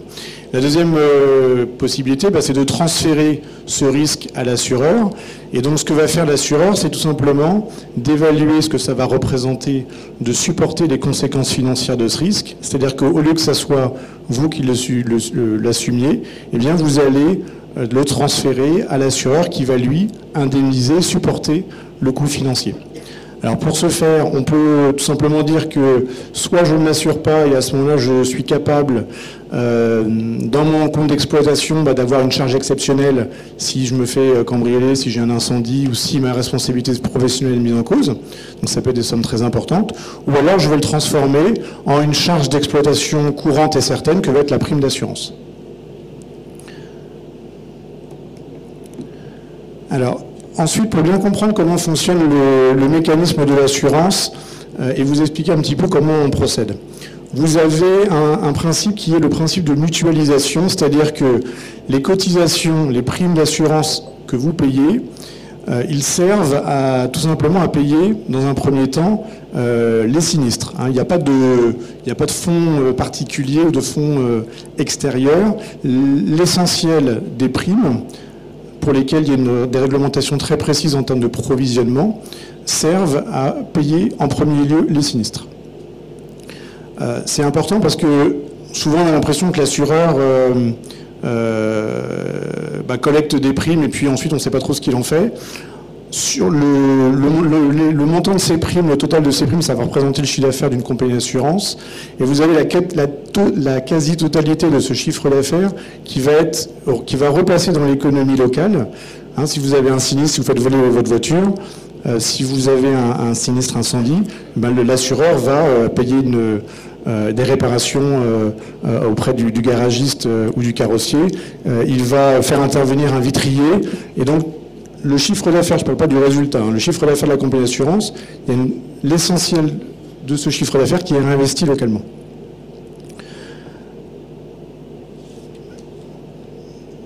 Ensuite, le rôle de l'assureur, il va regarder pour vous, clients, en termes de sinistres, la fréquence et la gravité. La fréquence, c'est le nombre de sinistres que vous pouvez avoir. La gravité, c'est tout simplement le montant de l'indemnité qui va vous être due. Contrairement à ce qu'on entend parfois, le rôle de l'assureur, c'est pas de faire en sorte de ne pas payer en cas de sinistre, puisque là, on a une relation contractuelle. Ceux d'entre vous qui ont subi des vols ont pu le voir, donc il y a un expert qui vient déterminer le montant, constater les faits, mais déterminer le montant d'indemnisation, et ensuite l'indemnisation se met en place. De plus en plus, notre rôle, c'est pas d'être un simple indemnisateur en versant une somme d'argent, mais on accompagne nos clients, c'est-à-dire on fait intervenir un vitrier, on va faire intervenir toutes les activités nécessaires en fonction des dégâts que vous avez subis pour remettre en ordre vos commerces comme si le sinistre n'avait pas eu lieu. Et puis enfin, le rôle de l'assureur en cas de sinistre, et là c'est important, c'est de pouvoir accompagner son client. Alors, je sais que c'était dans un article de presse hier, mais le rôle de l'assureur, il est vraiment dans un premier temps de regarder, de venir constater déjà les dégâts, de regarder ensuite ce qui peut être fait en termes de franchise, ce qui peut être fait pour adapter le contrat, quels sont les moyens de protection, et puis et de pouvoir adapter les niveaux de franchise. Ensuite, l'ultime décision, ça va être la résiliation. Le rôle de l'assureur, à ce moment-là, c'est d'essayer, pour que ça puisse fonctionner avec ce fonds commun, eh bien, c'est vrai qu'il y a dans certains cas, qui sont des cas extrêmes, des résiliations qui sont malheureusement nécessaires. Alors sur les moyens de protection, donc, comme on dit que j'ai plus que 3 minutes, je vais aller très vite. J'avais pris quelques exemples d'activités. Je vais aller du moins, là où on nécessite de moins de protection à plus de protection. Ce qu'il faut retenir, ce qu'il faut retenir, là c'est pas facile de synthétiser aussi court, c'est que ici de devanture, on n'a pas de moyens de protection nécessaires, par exemple pour un boulanger. En revanche, les portes, on va demander à ce qu'il y ait des portes pleines dont l'épaisseur recommandée à minima est 3 cm et on recommande souvent plutôt 5 cm. Et puis ensuite, vous avez les points de fermeture où vous avez nécessité d'avoir un point, c'est-à-dire tout système de fermeture sauf un cadenas. Et puis on va aller vers 2 points ou des points A2P. A2P, c'est une norme reconnue par la profession qui assure la qualité de la fermeture. Alors, je vais peut-être pas prendre tous les exemples, du coup je vais aller sur le supermarché où là vous avez des niveaux de protection qui sont supérieurs. Alors notamment pour les produits verriers, on va demander à ce que les produits verriers ils soient d'une certaine norme. Je ne vais pas vous l'indiquer parce que c'est pas évident à retenir. Et puis ou alors que vous ayez un produit verrier avec un trifeuilletage, c'est-à-dire plusieurs couches de verre qui vont améliorer la protection. Et puis on peut regarder le magasin de vêtements. Alors sur le magasin de vêtements, on peut rajouter 2 choses qui sont la grille métallique, mais je crois que ça a bien été développé tout à l'heure. Ce qu'on recommande, ce sont des points d'ancrage au sol. Et de multiplier les points d'ancrage, plus la portée va être large. C'est aussi de ne pas avoir, quand vous avez des grilles, des espacements qui soient supérieurs à 12 cm. Parce que ce qui se passe souvent, c'est qu'ils prennent des crics de voiture, et donc avec un cric de voiture, vous soulevez et ça casse facilement. Donc si vous ne pouvez pas le mettre votre cric, si vous ne pouvez pas avoir un instrument par lequel vous allez pouvoir passer, c'est pour ça qu'on recommande un espacement limité. Et enfin, sur les portes blindées, puisque ça peut être aussi un moyen de protection que l'on demande. Là, ce qu'on vous recommande, c'est de faire attention à la norme. La norme NF, on est sûr que ça va fonctionner. Il y a eu sur le territoire d'autres personnes qui vont importer des portes blindées d'origine chinoise. Rien qu'à les porter, vous voyez la différence. Ça ne va pas du tout résister de la même manière. Tous ces moyens de protection, ce ne sont que des retardateurs. C'est-à-dire que quelqu'un qui est organisé, motivé, qui est équipé, il va rentrer dans vos commerces. Maintenant, s'il met 3 minutes, 5 minutes ou 15 minutes, ça ne va pas avoir le même impact. Donc on met en place ces moyens pour retarder et on considère que psychologiquement, à partir de 5 minutes, le voleur il va commencer soit à paniquer, soit à s'énerver et peut-être tout simplement à aller un petit peu plus loin et passer son chemin.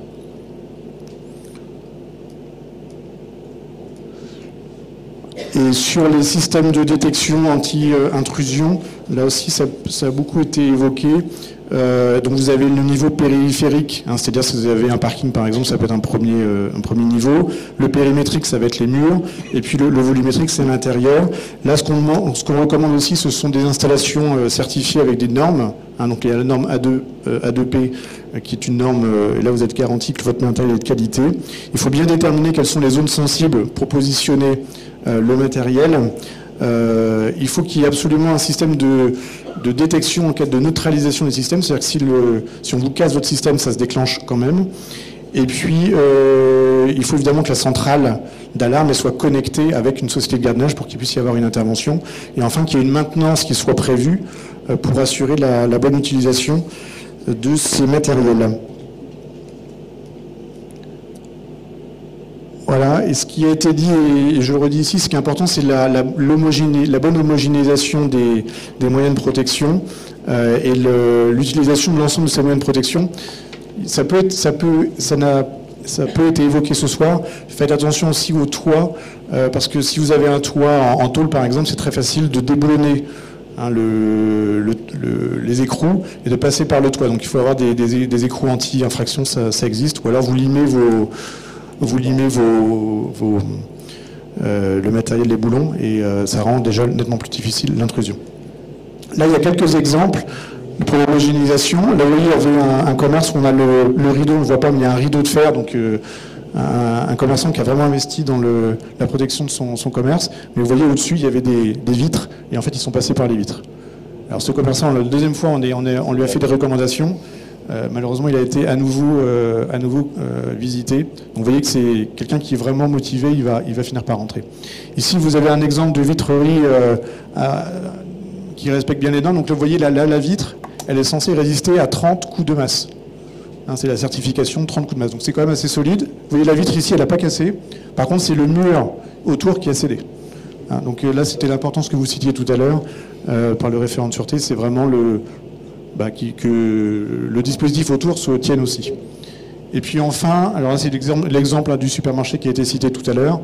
Là c'est un petit peu, on va dire une aberration. Vous avez une porte de secours, ils ont mis une porte coupe-feu. Je ne sais pas, c'est peut-être un choix économique. En tout cas, il n'y a plus d'utilité à avoir une porte coupe-feu qui donne sur l'extérieur. C'est plutôt fait pour compartimenter à l'intérieur d'un bâtiment. Et puis surtout, ça n'a pas du tout la même résistance. Et là, vous voyez, en plus c'est une issue de secours. Et juste pour la petite anecdote, vous avez des palettes qui obstruent là l'entrée, donc l'issue de secours, même si c'est évidemment cambriolé en dehors des heures d'ouverture. On peut se poser la question de l'utilité de la porte de secours. Voilà, écoutez, j'espère avoir rattrapé le retard. Je voudrais juste en profiter pour saluer la figure d'un grand professionnel de l'assurance de Nouméa qui nous a malheureusement quittés, monsieur Jean-Louis Lefebvre, qui est décédé cette semaine, et donc dont l'agence Alliance est en face du Haut-Saria, donc une figure locale qui nous quitte, et je voulais saluer sa mémoire. Merci.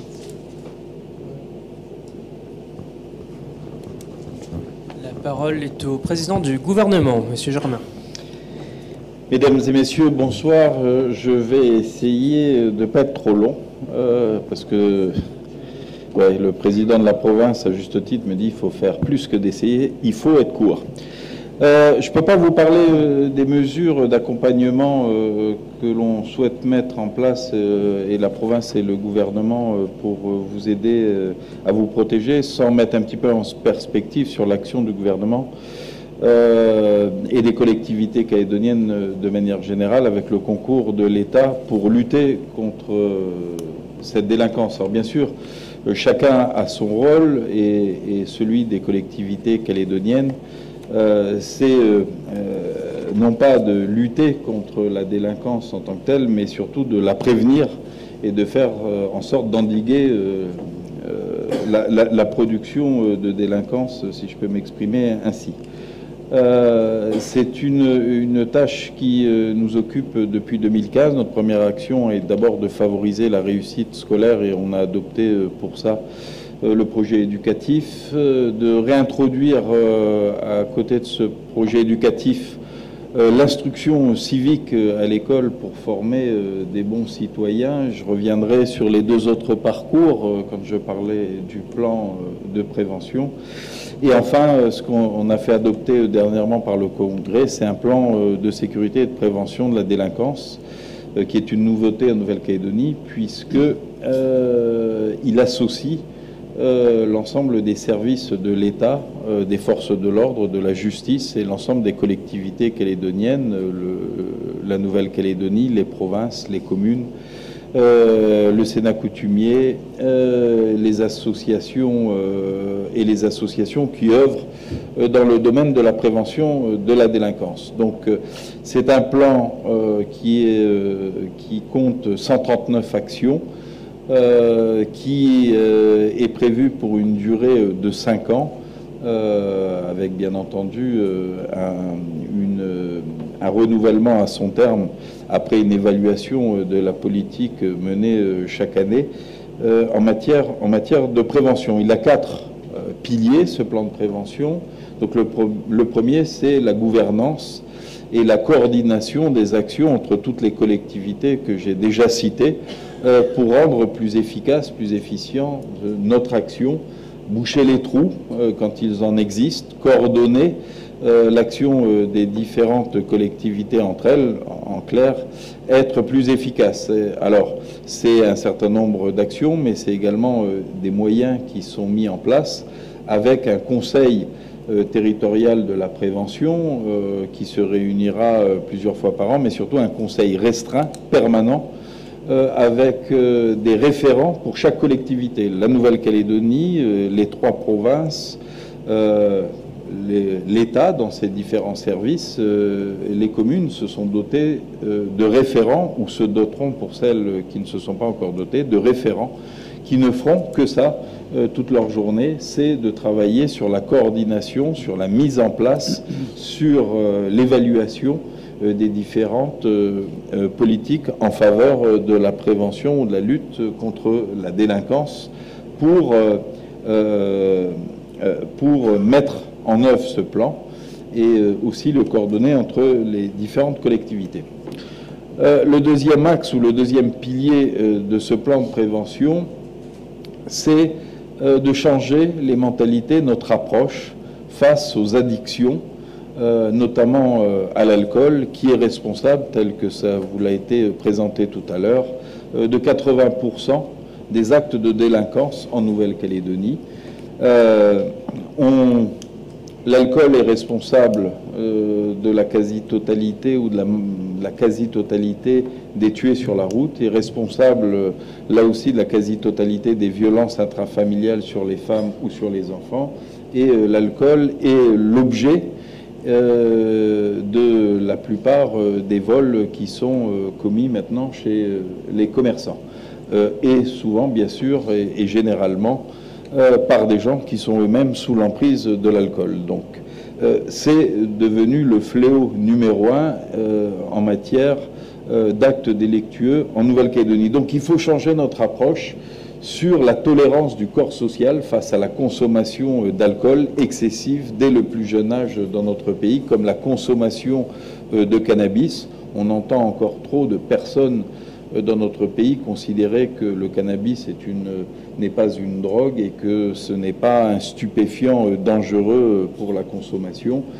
Si vous en discutez avec les médecins spécialistes, ils vous expliqueront comment ça conduit, notamment chez les jeunes, ou que ça peut conduire à la schizophrénie, maladie que on ne sait pas guérir. C'est bien entendu lutter contre la violence, parce que en Nouvelle-Calédonie, là encore, c'est quelque chose qui est toléré, on a des records en matière de violence intrafamiliale, 7 fois supérieur à celui de la métropole. C'est enfin, bien sûr, lutter contre tous les actes d'incivilité, les vols et les cambriolages. Donc il faut qu'on change notre regard sur ces addictions qui sont celles de notre jeunesse, qui correspondent de plus en plus à un parcours initiatique. Une partie de notre jeunesse, de plus en plus nombreuse, considère que pour se révéler, pour devenir un homme, si on prend l'exemple des garçons, eh bien il faut picoler, il faut être un bagarreur, il faut conduire vite, et on peut conduire sous l'état d'ébriété parce qu'on est invincible, et en plus on est le patron et on distribue des gifles à la maison. Donc il faut changer notre regard. Alors il y a un vaste plan de sensibilisation qui vont être faits, bien sûr, à travers les médias traditionnels. Ça va démarrer dès ce mois-ci avec des campagnes permanentes, puisqu'on y a pensé, on va faire une campagne sur la prévention routière, et puis on y reviendra dans 18 mois, où on va parler d'alcool, et puis on va l'oublier pendant 24 mois. Tous les mois, on traitera un sujet. L'alcool, ça démarre au mois d'avril. En mai, on s'attaque au cannabis. En juin, on s'attaque aux violences familiales.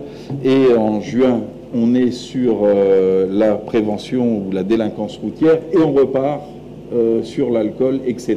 Ça, sur les 5 prochaines années, c'est budgété, c'est programmé. Les campagnes sont en construction pour sensibiliser notamment notre jeunesse aux risques qu'elle prend à travers ces addictions. Mais il faut aller au-delà. Il y a d'ailleurs un site qui a été lancé ce matin avec une page Facebook qui est animée par les jeunes, avec le concours bien sûr du gouvernement de la Nouvelle-Calédonie et de l'Agence sanitaire et sociale, pour parler aux jeunes et les sensibiliser aux risques qui sont pris, parce qu'il nous faut là aussi des médias qui sont adaptés aux messages et aux outils que la jeunesse utilise. Mais c'est également décliner l'ensemble de ces messages de prévention à travers toutes nos politiques publiques qui sont adressées à la jeunesse. Ça veut dire partout où on a la jeunesse sous la main, il faut pouvoir réaliser ces messages. C'est bien sûr à l'école, c'est également dans le sport, dans la culture, dans la santé. À chaque fois qu'on a les jeunes, il va falloir qu'on intègre au fur et à mesure et dès 2018 dans l'ensemble de nos politiques la sensibilisation de notre jeunesse à ces conduites addictives. Le troisième pilier, c'est bien sûr renforcer notre réglementation et notre sanction face à ces différentes addictions.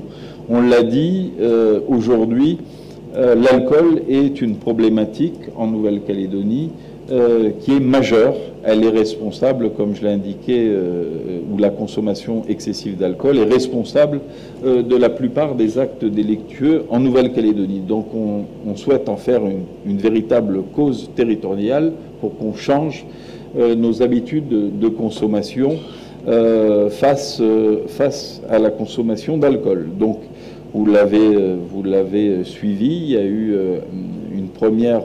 un premier texte qui a permis l'augmentation de la fiscalité qui pèse sur l'alcool pour renchérir le coût et donc en limiter la consommation et l'accessibilité, et notamment la jeunesse. Il y a une loi du pays qui est maintenant sur le bureau du Congrès, qui a fait le parcours gouvernement, Conseil d'État, regouvernement, et qui là va renforcer un certain nombre d'actions. La première, ça va être bien sûr d'être logique avec soi-même, c'est si on veut lutter contre la consommation excessive d'alcool, eh bien, il faut interdire la publicité, il faut interdire la promotion sur l'alcool, que ce soit dans les points de vente ou dans les débits de boissons.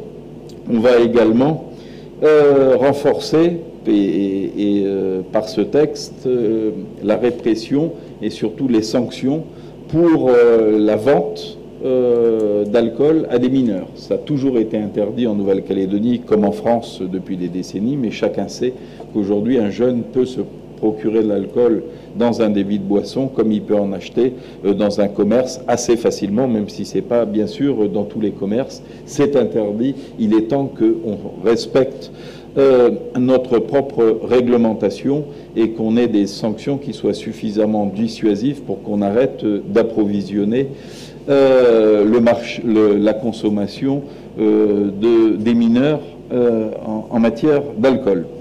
Le troisième axe, il y en a plusieurs, il y a 20 actions exactement, mais je vais citer les principales, c'est bien sûr de s'attaquer à la lutte contre le marché noir en Nouvelle-Calédonie. C'est quelque chose qui est vraiment à notre portée.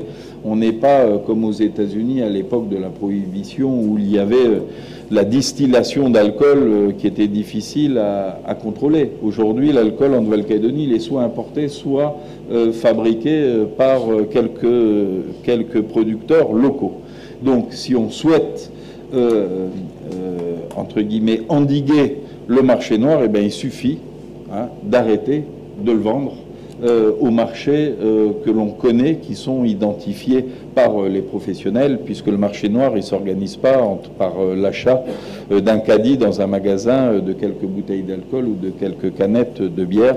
C'est vraiment des gros volumes qui sont achetés de manière répétitive et souvent dans les mêmes endroits. Donc il y a une volonté, on va avoir une réunion prochainement avec les professionnels pour voir quel est le plan que l'on peut mettre en place pour stopper, endiguer l'approvisionnement du marché noir de la vente d'alcool.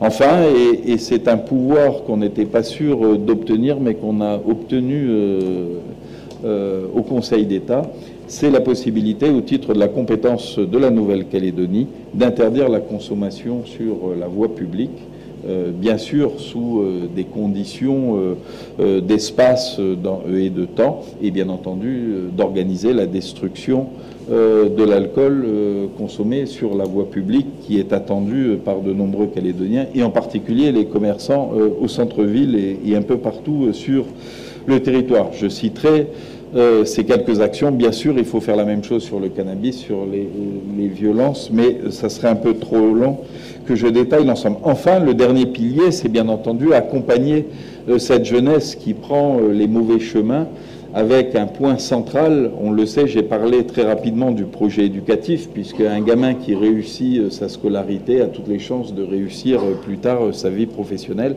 Malheureusement, en Nouvelle-Calédonie, on a une partie de notre jeunesse qui quitte l'école sans formation, sans qualification, sans diplôme et sans emploi. Dès l'âge de 16 ans, on en a 600 chaque année en moyenne qui quittent. Il y en a quelques 400 qui peuvent quitter même avant l'âge de 16 ans. Et il faut donc rattraper cette jeunesse. C'est le parcours civique numéro 2 qui est actuellement sur le bureau du Congrès en réflexion auprès et en travail avec les élus du Congrès pour qu'on garde sous notre radar cette jeunesse qui sort de l'école sans diplôme et sans qualification, qui constitue le terreau de la future délinquance en Nouvelle-Calédonie, puisqu'on passe par l'oisiveté, puis les conduites à risque, la consommation d'alcool et de cannabis, et on sait comment malheureusement certaines fois ça peut finir. Donc le Congrès vient d'adopter ce plan de prévention de délinquance que l'on a co-construit avec les différentes collectivités. On est en train de le mettre en œuvre. Je vous ai parlé de la communication qui démarre. On a travaillé avec le vice-rectorat. On travaille sur tous les sujets pour améliorer la situation en Nouvelle-Calédonie.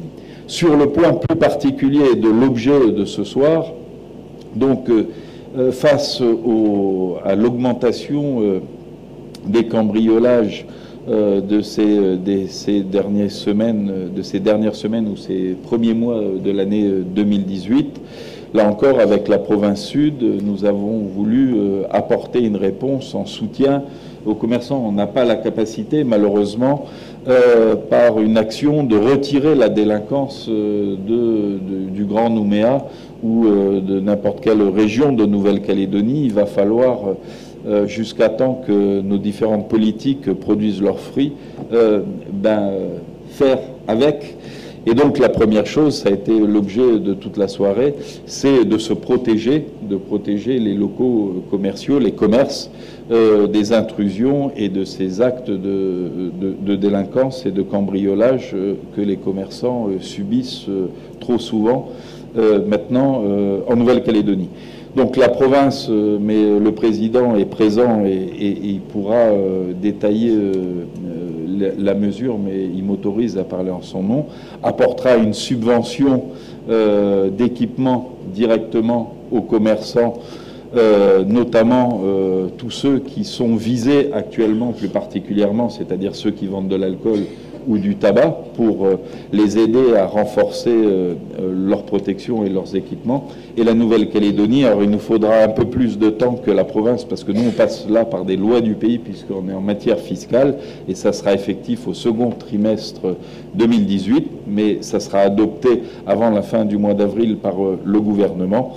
On apportera un crédit d'impôt complémentaire dont les modalités ne sont pas totalement arrêtées. On finalise les discussions avec les professionnels, mais qui devrait apporter un complément de 30%. La province devrait apporter à peu près 50% de l'enveloppe en matière de subventions et un crédit d'impôt qui devrait apporter un complément à peu près à hauteur de 30% pour aider dans une première réponse, les commerçants à mieux se protéger et à mieux s'équiper face à ces actes de délinquance.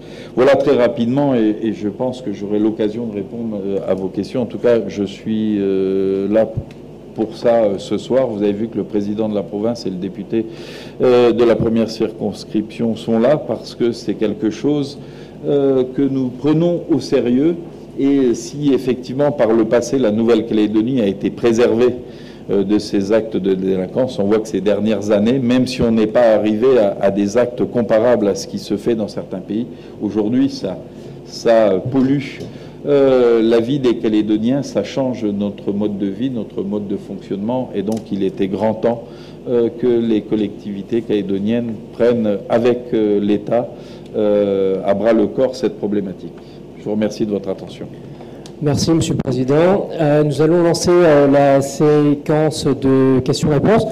Je vais commencer. On a un micro disponible pour la salle. Première question, Monsieur le Président. Il y aura un dispositif pour la province sud.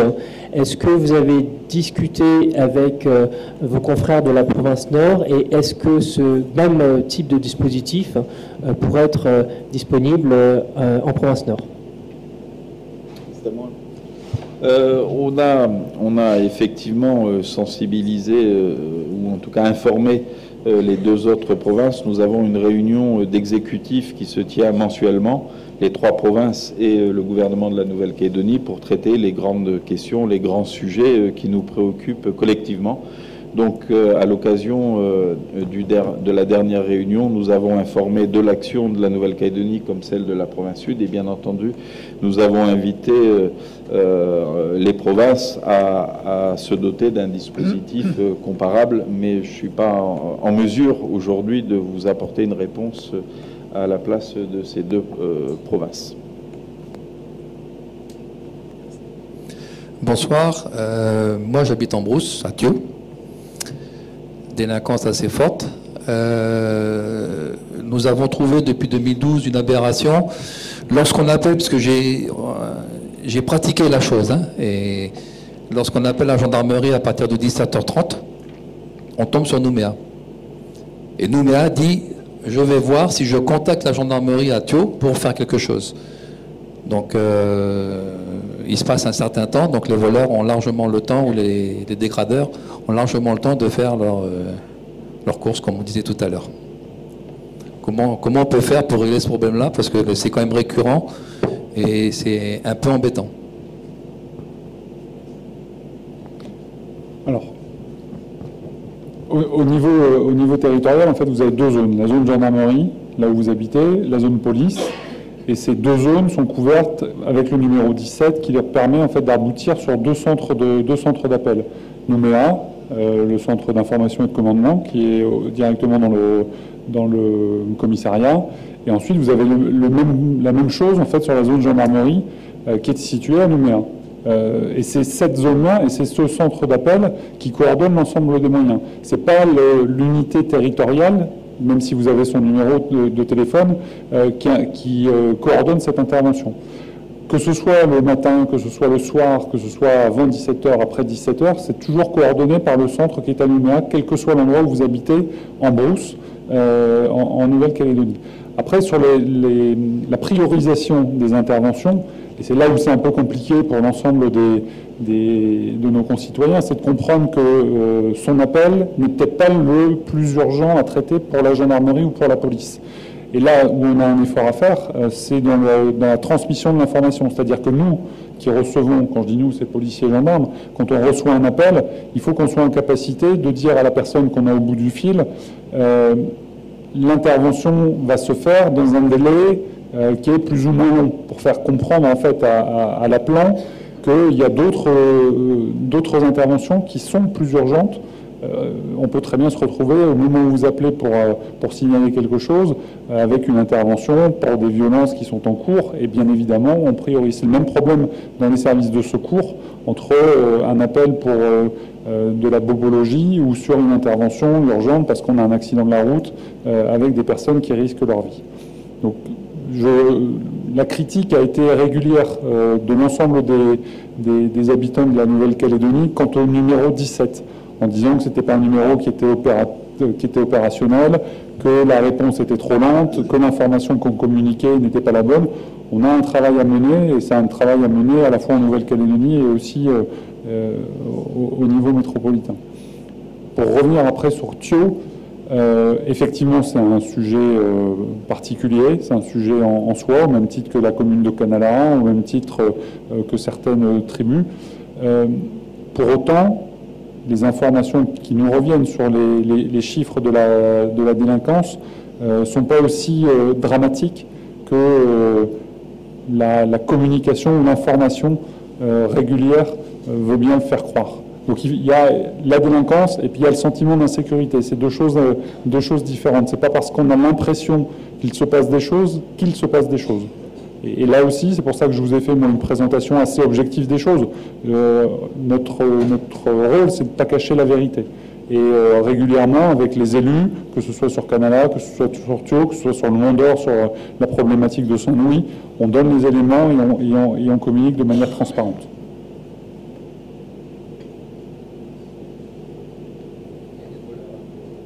Non, mais je nie pas la présence de voleurs, je nie pas la présence et l'augmentation de vols de véhicules sur cette zone-là, la zone de Thio, la zone de Canala, c'est des zones où effectivement on a des vraies problématiques de délinquance.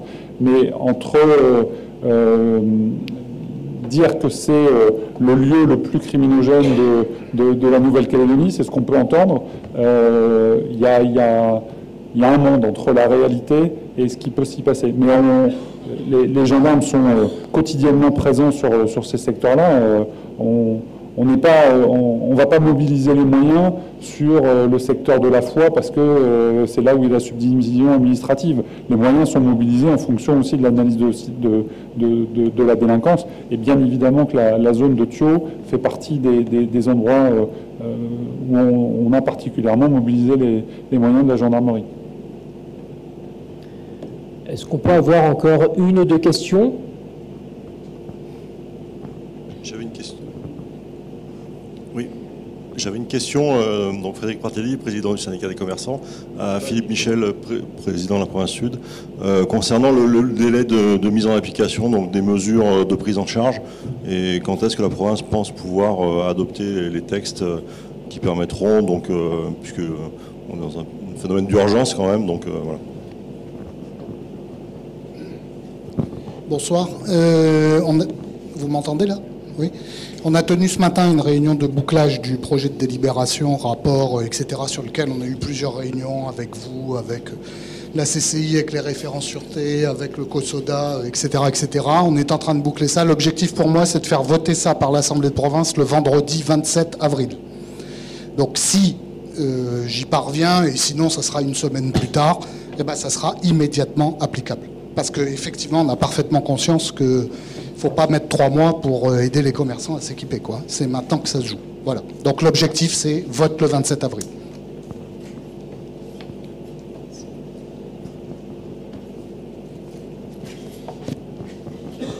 Question là-bas. Si je peux profiter là, du passage du micro, si j'ai un message à faire passer, c'est que malheureusement, et ça, il faut que vous en soyez conscients, et nous, on en est conscients parce qu'on est confrontés à la situation tous les jours. La situation de la Nouvelle-Calédonie, mais comme la situation de la métropole en matière de délinquance, évolue. Peut-être pas dans le bon sens, mais la Calédonie que vous avez connue pour certains il y a 30 ans n'est plus la Calédonie que vous connaissez aujourd'hui. Et ce à quoi vous devez vous attendre, c'est à des faits de délinquance, c'est-à-dire qu'ils existent.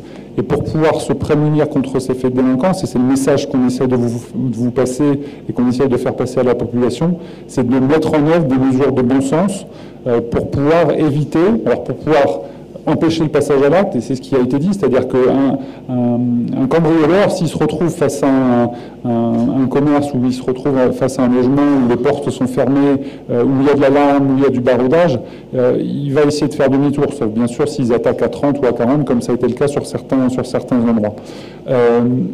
Là où il faut que vous fassiez tous un effort, et il faut l'avoir en tête, c'est de sécuriser le maximum possible votre commerce pour pouvoir empêcher ce passage à l'acte. Malheureusement, c'est un message qu'il faut que vous appréhendiez, parce que celui qui ne se protégera pas prête le flanc au passage à l'acte et prête le flanc à ces cambriolages qui sont malheureusement la réalité de la Nouvelle-Calédonie. Bonsoir, je travaille dans la zone industrielle de Ducos, dans une zone connue de tous les Calédoniens pour se fournir en tout et n'importe quoi dès que c'est fermé. Tout le monde connaît cette zone, c'est tout le temps, elle est tout le temps active. Donc, est-ce qu'il y a une solution qui est envisagée? Parce que c'est invivable. Vous parlez de Colocara? Oui, rue OR, voilà. Il y a une présence policière qui est quotidienne sur ces zones-là. On ne ferme pas les yeux sur l'existence à la fois de trafic de stupéfiants, à la fois de vente d'alcool au noir. Donc cette présence, elle est là. Le travail, il est compliqué parce que c'est effectivement, je ne vais pas dire du 24/24, mais presque. Donc on interpelle. Régulièrement, il y a des opérations massives pour pouvoir aller récupérer l'alcool et puis le détruire. Et c'est là où les mesures qui vont être prises à la fois par le gouvernement, par les collectivités, vont aussi permettre à la police d'intervenir de manière encore plus sûre juridiquement, parce qu'au jour d'aujourd'hui, oui, effectivement, on peut saisir, mais c'est juridiquement assez limité, et la destruction, elle l'est encore plus. Donc, on va avoir des outils qui vont être renforcés pour pouvoir être davantage dissuasifs sur ces secteurs-là. Merci. Pour conclure, j'aimerais, sauf s'il y a une question, il est bientôt 20h, j'aimerais saluer les commerçants qui ont subi des cambriolages, donc qui ont eu beaucoup de courage et qui ont permis, grâce aux syndicats professionnels, syndicats des commerçants, syndicats des stations-service, etc., de se mobiliser et de mettre la question de la sécurité, la sûreté des locaux professionnels dans l'actualité. J'aimerais donc les saluer et j'aimerais saluer tous les intervenants qui se sont mobilisés et qui ont pris le problème à corps. Donc les forces de gendarmerie, les forces de police, l'État, le gouvernement de la Nouvelle-Calédonie, les provinces, donc les mairies, monsieur le député qui nous représente. Et le dernier message, c'est que vraiment, chacun essaye de jouer son rôle, et le rôle de nous, ressortissants ou commerçants ou chefs d'entreprise, c'est d'être actifs aussi dans la lutte contre la délinquance. Et aujourd'hui, comment être actif? Donc protégez-vous, contactez les référents de sûreté, prenez rendez-vous avec eux et adhérez au système d'alerte par SMS, parce que ce système va vous servir à vous, mais va servir aussi à tous les autres. Donc vous pouvez le faire par alerte@cci.nc, cci@cci.nc. Vous pouvez appeler les CCI et vraiment nous sommes à votre écoute. Encore une fois, toute la présentation sera disponible en ligne dès demain ou dès après-demain. Donc je vous remercie vraiment de votre attention et de vous être mobilisés. Merci à tous.